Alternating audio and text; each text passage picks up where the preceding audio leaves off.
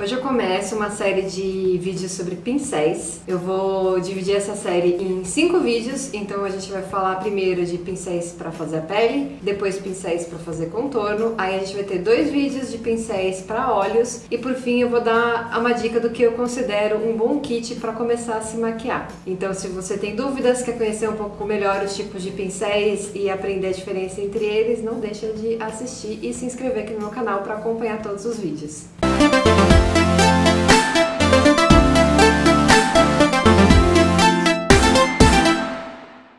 Então, começando pelos de base, eu vou falar primeiro da esponjinha. A gente tem hoje no mercado aí diversas marcas e tipos de esponjas e até de tamanhos diferentes, né? Porque agora tem algumas para aplicar corretivo. A esponja, de forma geral, ela dá um efeito mais natural para a pele, tá? Você não precisa ter uma esponja muito cara. Eu tenho essa aqui, por exemplo, que é da Oceane, que ela é bem macia.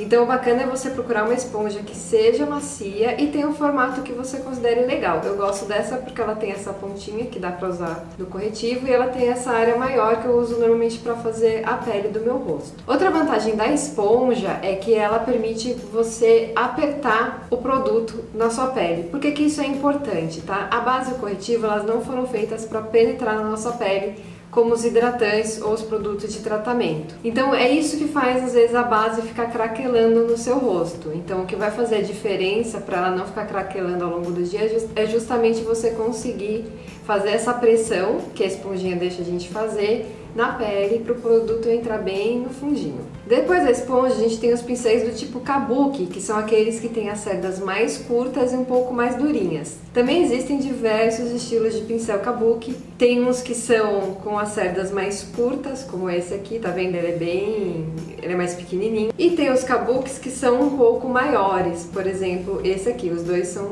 da Oceane, tá? São modelos diferentes, como dá pra ver. Esse aqui ele tem as cerdas um pouco mais abertas, ele é um pouquinho mais amplo, ele é um pouco mais macio. O pincel kabuki, ele deixa a gente fazer uma pele com um pouco mais de cobertura e ele é bom para tampar os poros, porque você consegue fazer movimentos circulares de vai e volta, que é o que vai fazer a base penetrar melhor nos buraquinhos, né, que são os nossos poros, e deixar eles um pouco mais homogêneos. Depois a gente tem os pincéis de blush e de pó. Se você comprar um kit de pincéis, provavelmente vão vir 2 pincéis grandões, mais ou menos como esses aqui, ó, tá vendo? Então são 2 pincéis bem parecidos. Os dois têm cerdas mais compridas e um pouquinho mais macias. E o pincel do pó sempre vai ser o pincel maior. Então esse aqui é o pincel do pó. Existem também muitos tipos de pincéis de pó. Esse aqui é da Oceane, então eles são um pouquinho diferentes. O da Oceane ele tem um pelo um pouco mais curto, ele é um pouco mais firme.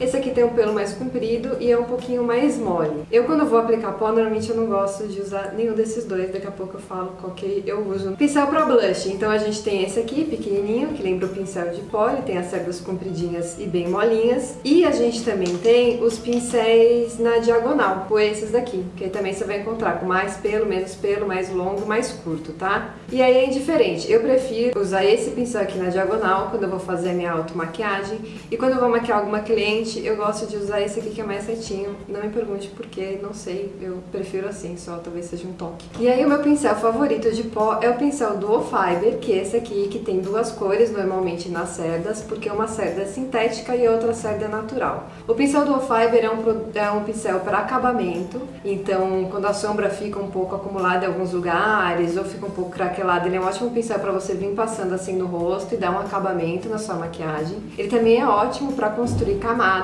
então você consegue aplicar base com ele, fica muito bonito. E eu adoro passar pó com ele, porque aí ao mesmo tempo que eu passo pó, eu já vou dando esse acabamento pra minha pele. Então esse aqui é o meu favorito pra aplicar o pó. E por fim, pra corretivo a gente tem tanto os pincéis língua de gato, como esses daqui, que também você pode ver que aqui tem um maior e um menorzinho. Esse aqui é da Estúdio KV. O pincel língua de gato normalmente ele tem as fibras sintéticas. Ele é um pincel mais duro, né, mais de precisão. Então ele é bom pra você aplicar corretivo, mas também tem gente que faz a pele inteira com o pincel língua de gato. Eu particularmente, eu não gosto desse pincel nem para um e nem para outra finalidade. Eu usava ele antes bastante para aplicar corretivo, mas hoje eu prefiro a esponjinha ou os pincéis que são de esfumar, que eu vou mostrar daqui a pouco. Porque eu acho que às vezes o pincel língua de gato ele deixa aqui o corretivo um pouco marcado e até a base ele fica meio marcado, ele fica, sabe, com essas cerdas, ele fica meio assim, ó.